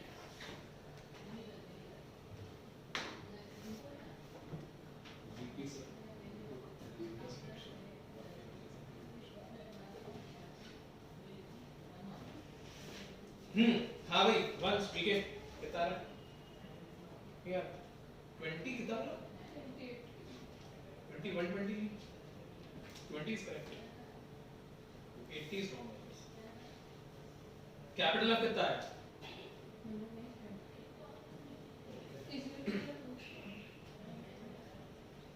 एक को बैलेंस करने के लिए जो दोनों के बीच का फ्रिक्शन है हैज टू बी 20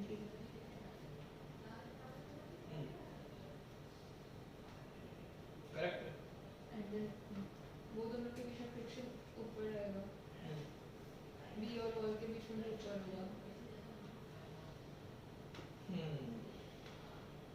नहीं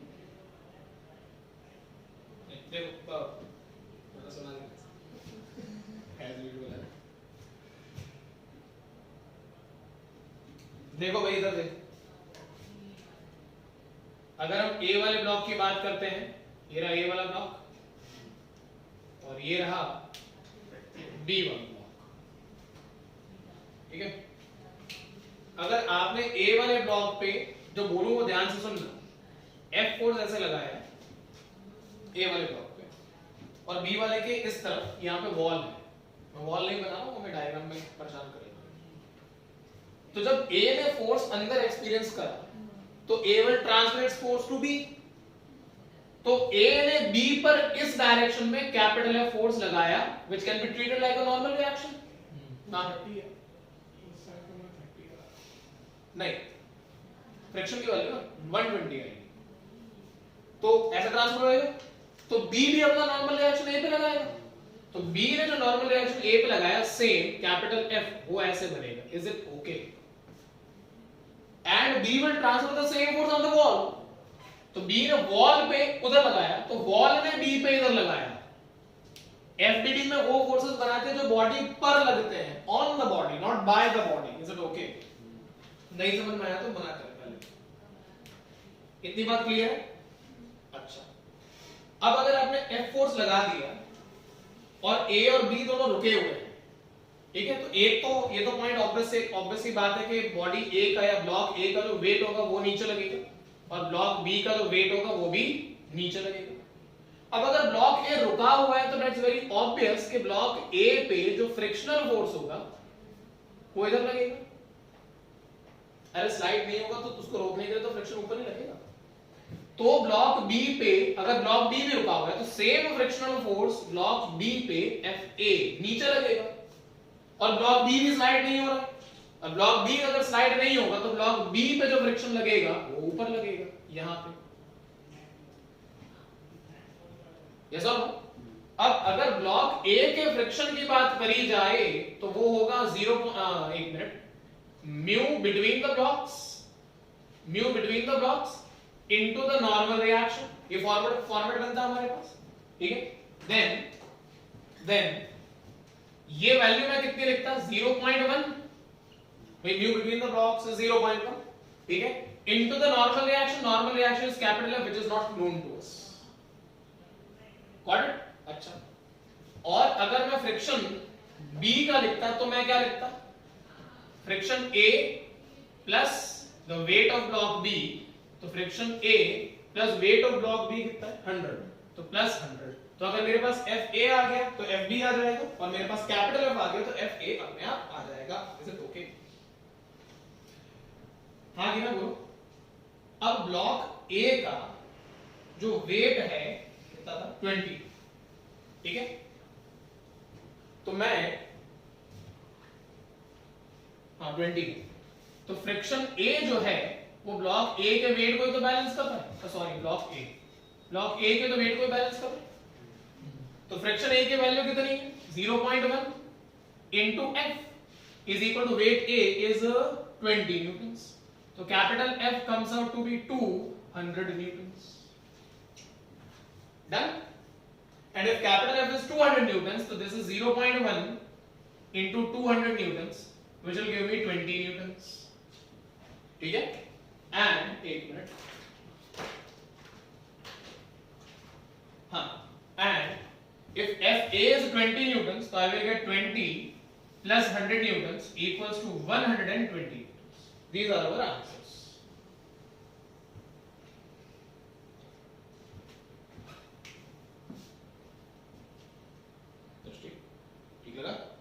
ठीक है भाई, लॉजिकल है डायग्राम और FBD and everything, equation and FBD,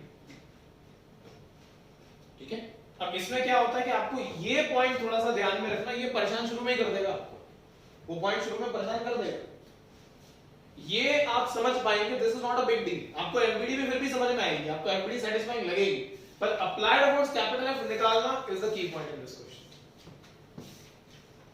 ठीक है। क्योंकि बच्चा क्या है कि ये चीज है ना, जनरल नोट पे ऐसे क्वेश्चन में जो एफबीडी होती है आप इमेजिन कर लेते हैं कि क्या क्या होगा। भाई ये स्लाइड नहीं करेगा तो इट्स ऑब्वियस कि फ्रिक्शन ऊपर लगेगा, ये भी स्लाइड नहीं कर रहा तो ऑब्वियस है कि फ्रिक्शन ऊपर ही लगेगा। इसमें एफबीडी इमेजिन करना इंपॉर्टेंट नहीं है, इसमें ये इक्वेशन बनाना इंपॉर्टेंट है, या कैपिटल एफ निकालना इंपॉर्टेंट है। हाँ कोई कॉन्ट्रडिक्शन है? Anybody else? चलो नोट कर लो।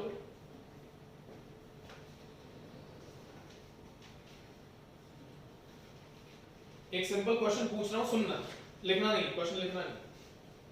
A body of mass m is resting on a horizontal floor, having coefficient of static friction as mu.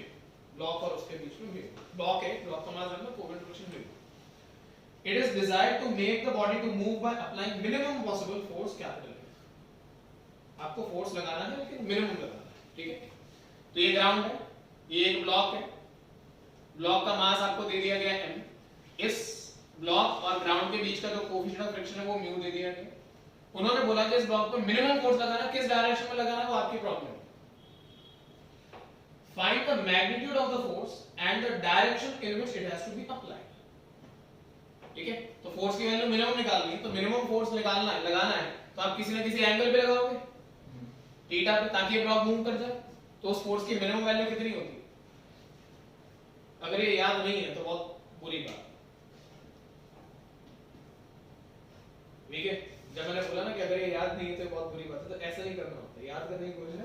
मैं उसका एक हाँ बोल नहीं हो गया। अच्छा हाँ more than equal to वैसे हाँ? more than equal to mg cos mu mg cos theta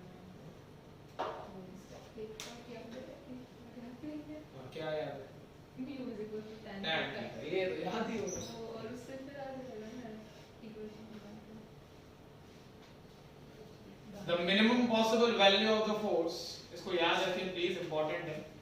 It is mu times of mg upon under root of 1 plus mu square। अगर किस्मत थोड़ी बहुत अच्छी हुई तो सीधा सीधा क्वेश्चन भी आ जाता है, आगे कॉपी में भी है, ठीक है। This is the minimum possible। और ऑब्वियसली कितना एंगल पे लगाएंगे तो tan theta equals to mu या tan theta equals to tan inverse of mu is the answer to move the block। ये निकलता कैसे बताना है कि चले भैया फोर्सेस के कंपोनेंट बनेंगे f cos theta f sin theta, nr ऊपर आएगा, mg नीचे आएगा, mu into nr पीछे आएगा, ठीक है। अब आपने जो फोर्स लगाया है वो f cos थीटा आगे लगाना है, तो f cos theta should be at least equal to friction, only then the block will be at the verge of motion। So if f cos theta is equal to the force of friction and the maximum possible value of the force of friction is mu into nr, where nr will be equal to nr निकालना पड़ेगा, तो f sin theta plus nr equals to mg, because f sin theta will act upwards, mg will act downwards, plus nr, तो f sin theta plus nr is equals to mg। तो वहां से nr की equation निकलेगी, yes और no? मैं क्या बोल रहा हूं देख लीजिए, कंफ्यूज लगने लगते हो तो f sin theta, this is f cos theta, downwards we have mg, backwards we have friction which is equals to mu times of nr, और क्या मिल गया, and nr तो होगा ही ऊपर। तो मैं कह रहा था कि अगर ब्लॉक को मूव करवाना है तो f cosine of theta should be equal to the force of friction, and the force of friction is equals to nothing but mu into nr। अब f sin theta तो nr is equals to m into g minus f into sin theta ना, ये nr की value मैं यहाँ put करने को बोल रहा हूँ और f की इक्वेशन बनाने को बोल रहा हूँ। And f की equation is a function of theta, you can vary the angle, so df by d theta equals to 0, and hence you get the theta। जब आप df by d theta को 0 put करेंगे तो आपको theta मिलेगा, और वो थीटा कौन सा होगा जहाँ पे f मिनिमम होगा। तो जब आप उस थीटा की वैल्यू को निकालेंगे तो आपके पास इक्वेशन आएगी tan theta equal to mu। तो tan theta is perpendicular by base, so tan theta is mu by 1। So perpendicular is mu, base is 1. So hypotenuse will be under root of 1 plus mu square. Now what is sin theta? So mu upon under root of 1 plus mu square. What is cos theta? 1 upon under root of 1 plus mu square base by hypotenuse. और आपके force की equation में sin और cos equation और cos आ रहे वो value बनेंगे तो आप यहाँ पहुंच जाएंगे।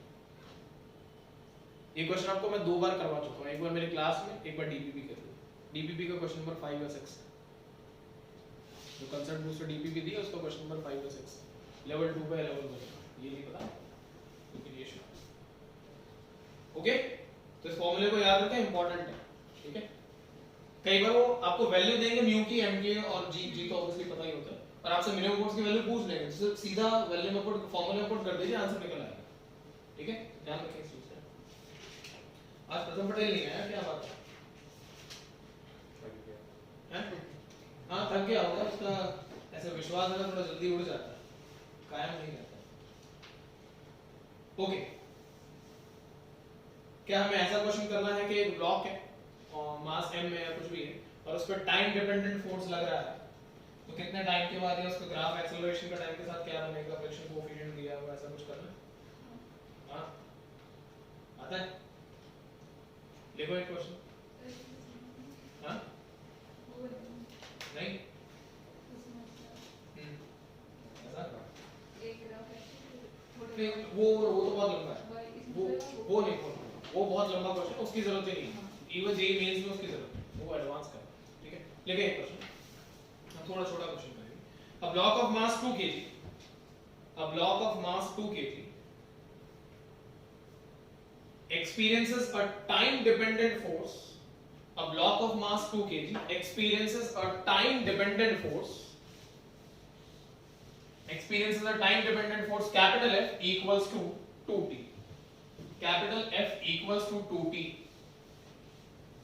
Full stop. The coefficient of friction between the block, the coefficient of friction between the block and the ground is 0.2. The coefficient of friction between the block and the ground is 0.2.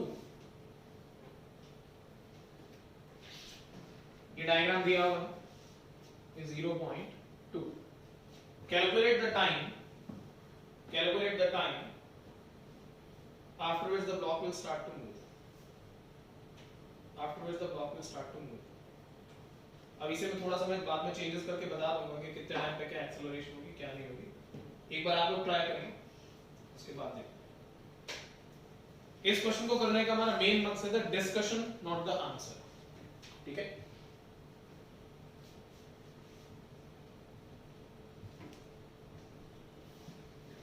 ऐसे question अगर आते हैं exam में तो क्या करना है, approach कैसी रखनी है, उसके बारे में डिस्कशन करेंगे, बट एक बार पहले आप खुद कर लीजिए फिर करेंगे।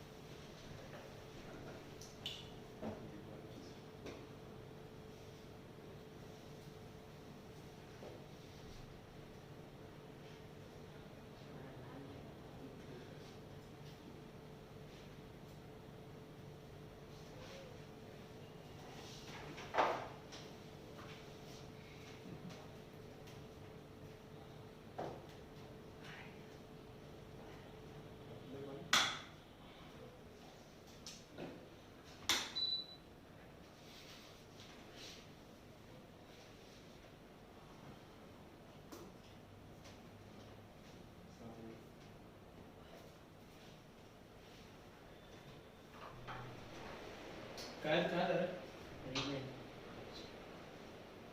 आपकी परमिशन के बिना कहाँ जा सकते हैं? क्या बात है भाई, तू तो गजब मक्खन लगा रहा है मुझे। आपकी परमिशन के बिना कहाँ जा सकते हैं? बेटा तू कहाँ कहाँ नहीं गया है मेरे परमिशन के बिना, तुझे पता है? वो क्लास के बाहर की बात है ना। अच्छा, नहीं वैसे मेरे को पता होता तुम कहाँ कहाँ जाते हो।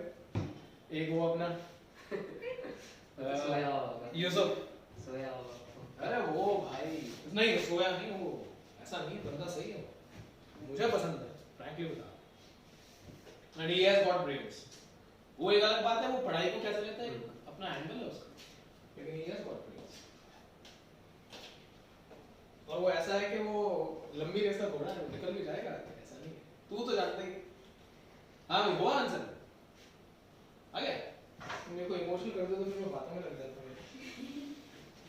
हाँ पता नहीं, मैंने अधूरा छोड़ा होगा, सॉल्यूशन पता ही नहीं। ओके यहाँ देखते हैं भाई, पहले देखिए फ्रिक्शन की मैक्सिमम पॉसिबल वैल्यू कितनी आ रही है, म्यू इनटू एन आर। ठीक है, अरे जो पता होता है वो निकाल लेने का, चाहे आंसर कुछ भी पूछा हो सवाल में, जो पता हो वो निकालते जाओ। ठीक है, सेटिस्फैक्शन तो रहता है, मैंने कुछ तो किया। तो म्यू कितना है 0.2, और वो है ना, फिर आप ऐसा बोल भी सकते हो मैंने तो किया पर आंसर नहीं आया, ये तो बोल सकते हो कम से कम, है ना। तो 0.2 इनटू एनआर कितना है, तो 20, तो यहां से आगे 4 न्यूटन। ओके, तो 4 न्यूटन का मैक्सिमम फ्रिक्शन लग रहा है। अब एक चीज को समझो, टाइम t इक्वल टू 0 पे अप्लाइड फोर्स कितना होगा, 0, तो फोर्स लगा ही नहीं, तब फ्रिक्शन कितना लगेगा, 0। जब कोई फोर्स ही नहीं तो ब्लॉक हिलेगा क्यों, ठीक है। अच्छा, time t equal to 1 newton पे कितना फोर्स लगेगा, 2 न्यूटन, तो फ्रिक्शन कितना लगेगा, 2 न्यूटन, क्योंकि ब्लॉक को रोकने का काम करता है फ्रिक्शन। अच्छा भाई 2 न्यूटन, तो ब्लॉक तो हिला ही नहीं।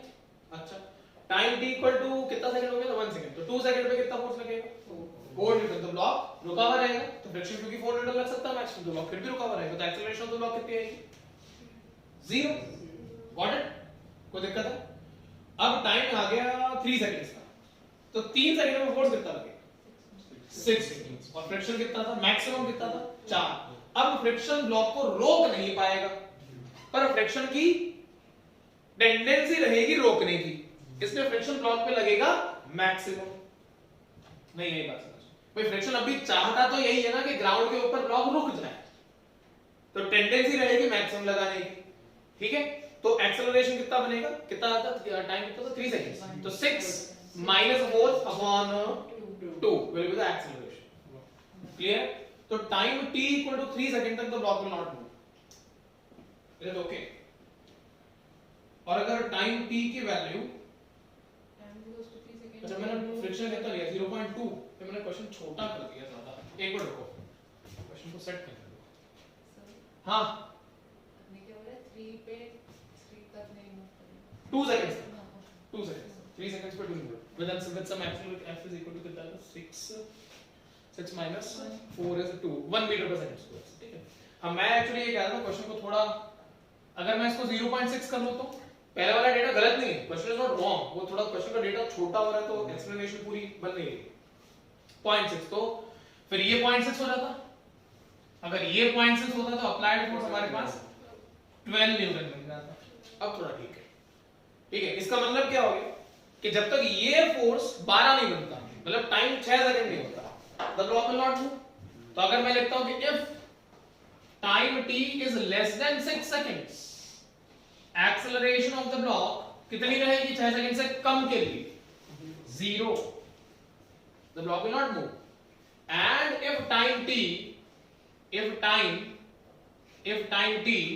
इज ग्रेटर देन 6 सेकंड्स, तो एक्सेलरेशन कितनी रहेगी, तो इक्वेशन बनेगी, that will be acceleration equal to 2t minus 12 by m.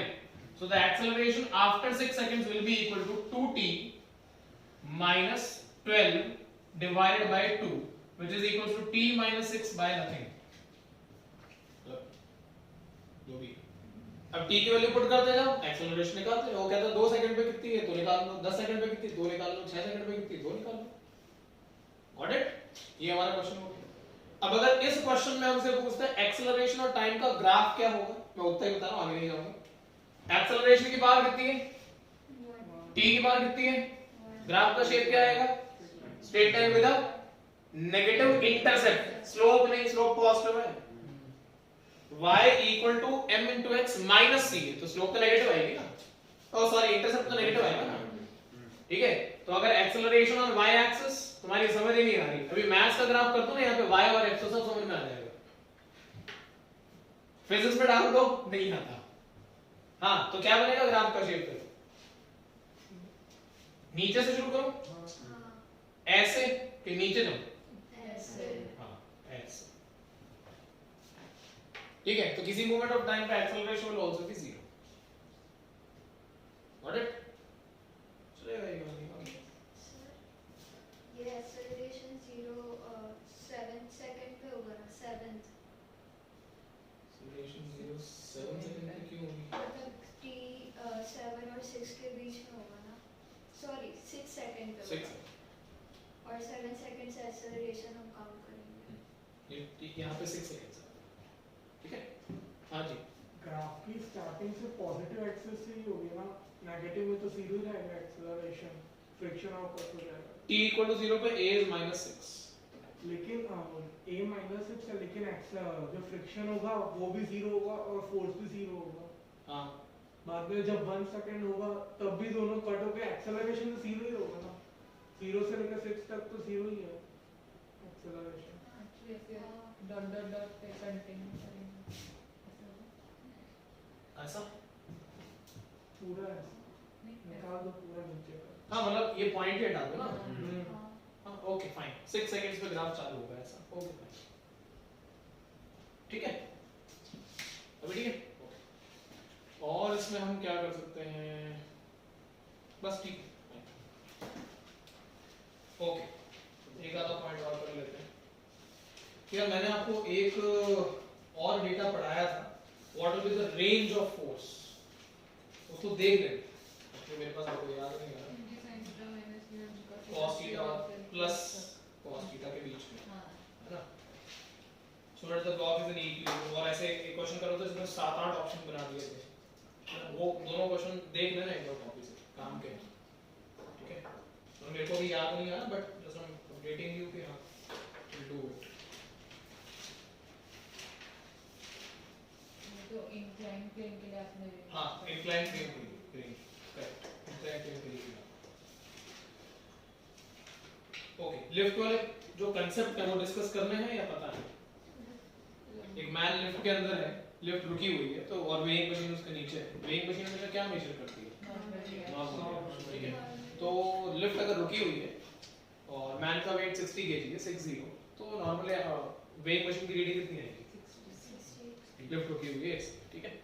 अब अगर लिफ्ट कांस्टेंट वेलोसिटी से ऊपर या नीचे जाए, ठीक है, तो रीडिंग कितनी आएगी, 60, क्योंकि एक्सेलरेशन 0, ठीक है, ऊपर या नीचे दोनों बोल दिया, कांस्टेंट वेलोसिटी बोलता है। And if the lift is moving upwards, या lift is accelerating upwards, acceleration है मतलब स्पीड बढ़ती जाती है, ऊपर जाते हुए, तो रीडिंग क्या आएगी, more than the weight of the man, it will be g plus a या m into g plus a, reading of the normal reaction of the weighing machine, और नीचे जाएगी एक्सेलरेट करते हुए तो g minus minus less than ही होगा ना, हाँ तो g माइनस है बनेगा ना, mg minus ma, हाँ बोलो, हम अगर सूडो से तो सूडो से? क्या हो जाएगा?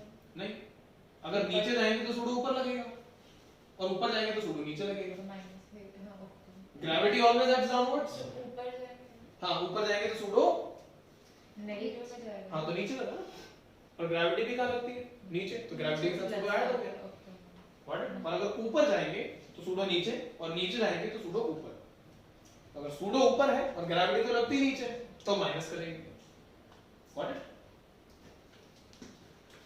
Okay,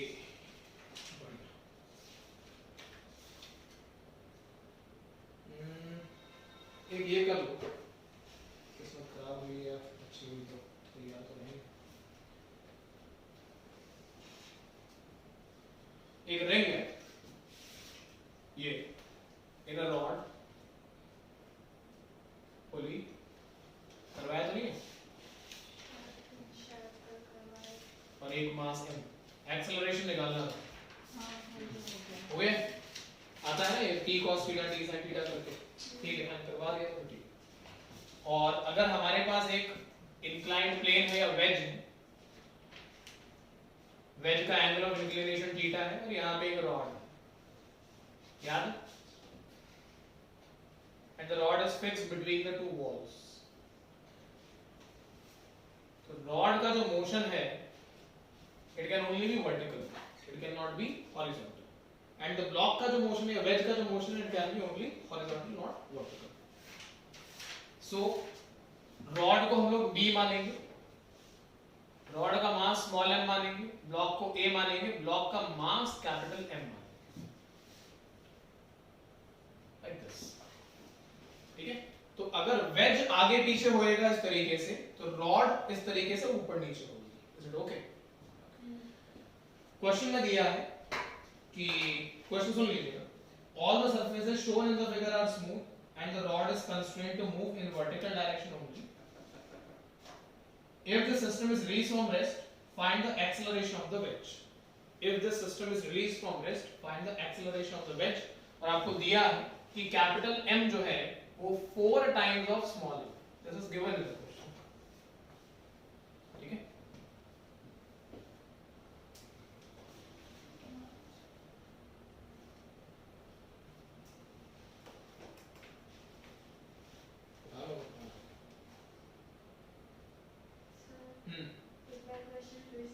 If the system is released from rest, if the system is released from rest, then find the acceleration of the wedge. Then find the acceleration of the wedge.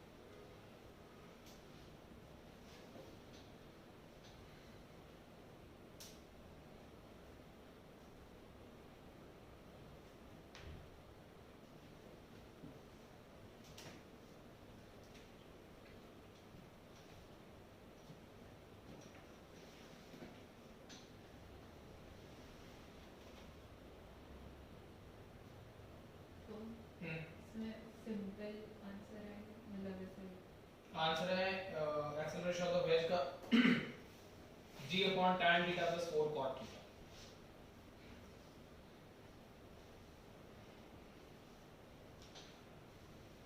जो points in contact होते हैं उनका acceleration same होता है perpendicular to line. Time ले, last question है हमारी class का।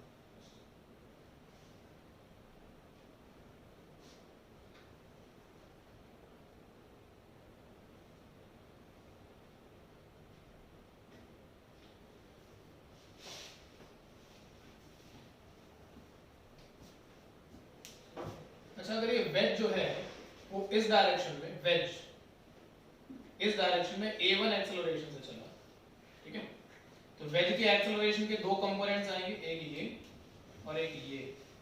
Is it okay? This component is parallel to the inclination of the wedge, this component is perpendicular to the inclination of the wedge. मेरे word बहुत ध्यान से सुनना, कोई दिक्कत है तो बोलो। तो मुझे बताओ इसमें और इसमें से कौन सा एंगल थीटा होगा, ऊपर वाला कि नीचे वाला? ये वाला एंगल थीटा। अगर ये एंगल थीटा है तो दैट्स वेरी ऑब्वियस कि this component is a1 into sin of theta. वो a2 into a1 cos of theta होगा, that is okay for us. लिख नहीं रहा हूँ उसको, ठीक है? If I talk about rod को अगर मैं यहाँ बनाता हूँ, ये थोड़ा गैप लेके बना रहा हूँ, ultimately I want to make it over here, ठीक है? थोड़ा गैप लेके चल रहा हूँ. तो rod जो है, it is moving in downward direction with some acceleration a2. And इसके अगर मैं components बनाता हूँ तो एक component ये बनेगा, एक component ये बनेगा. Out of which this component is perpendicular like this. This is A2 and this is the second component, this inclined plane के parallel, ठीक है? अब मुझे बताइए वापस इन दोनों में से थीटा कौन सा है? सोच समझ के आराम से, जल्दबाजी नहीं होनी ये वाला। राइट हैंड ये वाला ठीक है? लेफ्ट वाला थीटा, राइट हैंड साइड ये तुम देखो, ये काम तुम्हारा मेरा नहीं है. पैरेलल वाला होता है. ये थीटा है कि ये थीटा है? इसमें you want which angle is theta? आराम से देख के करो, रट्टा मत मारो, आराम से वो ज्योमेट्री लगा लो. लेफ्ट वीके क्यों? वो तो 90 माइनस थीटा होगा ना सीधे वाला. ये थीटा इसको प्रूव करना, ज्योमेट्रिकली बोलना थोड़ा. वो ये परपेंडिकुलर वो इंक्लिनेशन का ऐसा है, तो वो 90 माइनस थीटा इंक्लाइन में. सही है. आपका इंक्लिनेशन ऐसा है, मतलब तो इसको आपने a2 माना हुआ है. This vertically downwards is a2 ना. ये एंगल तो पहले थीटा दिया हुआ है, तो इसके पैरेलल जो कंपोनेंट होगा ये तो 90 माइनस थीटा पे चलेगा. Got it? और जो परपेंडिकुलर कंपोनेंट होगा वो ये, वो mg cos theta mg sin theta के बेसिस पे मत करना, ठीक है? तो ये बन गया. तो अगर ये कंपोनेंट ये कंपोनेंट का एंगल हमारा थीटा है, तो यहाँ पे जो आएगा वो आएगा a2 into cosine of theta. अब एक चीज को सुनना ध्यान से, जब आप एक्सेलरेशन के कंपोनेंट्स बना लेते हैं तो रॉड का जो केस है, ये रॉड और आपका वेज का जो केस है, मतलब किसी के लिए भी अप्लाइड है वैसे तो रॉड और वेज की ये सरफेस है. तो जो भी एक्सेलरेशन के components which are perpendicular to the surface, perpendicular बोल रहा हूं, they are always equal. The perpendicular components are always equal. Is it okay? तो a1 into sin of theta is equals to a2 into cosine of theta.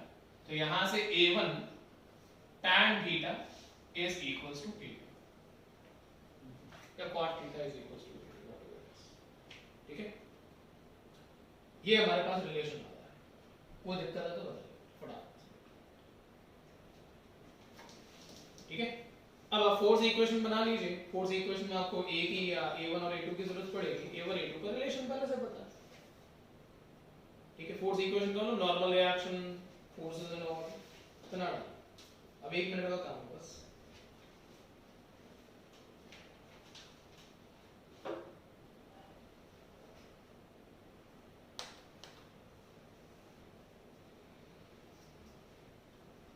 और a2 मैंने rod के लिए लिया, मैं ये बोल देता हूँ. a2 इसके लिए है, a1 इसके लिए, सो दैट कंफ्यूजन ना रहे. वैसे तो हमने यहाँ पे बनाया है, नाम लिखा है यहाँ पे rod, this is for wedge. So a1 is for rod, a2 is for wedge. Force के डायग्राम्स बनाओ एफबीडी के. वेज के ऊपर जो फोर्सेस लग रहे हैं वो कैसे लग रहे हैं? वेज के ऊपर जो फोर्सेस लग रहे हैं, तो वेज का जो वेट है वो नीचे लगेगा. वेज का वेट मैंने 4 mg लिख दिया सीधा, क्योंकि वेज का मास आपको 4 mg लेने को बोला है. Rod will apply a force on the ways in this direction.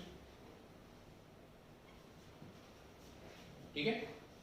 और इसको मैं कोई नाम दे देता हूं नॉर्मल रिएक्शन, और रॉड ने लगाया था 2 नाम दे दो. ठीक है? नॉर्मल रिएक्शन के हमारे पास 2 कंपोनेंट्स आएंगे, एक ये और एक ये. ठीक है? और कौन सा एंगल थीटा लेना है, हमें क्या करना है? This angle will be theta. ठीक है? तो this will be equal to n r2 into sin of theta.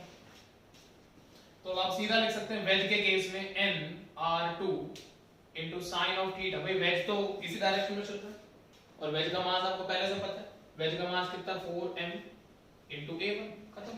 तो ये और कोई फोर्स नहीं लग रहा वेज पे, और कोई फोर्स लगता है देखो, ठीक है। वेज रॉड पे N2 इधर मारेगा, ठीक है। तो अगर रॉड की मैं बात करता, तो रॉड के ऊपर इस डायरेक्शन में एक फोर्स लगा व्हिच इज NR2, क्यों?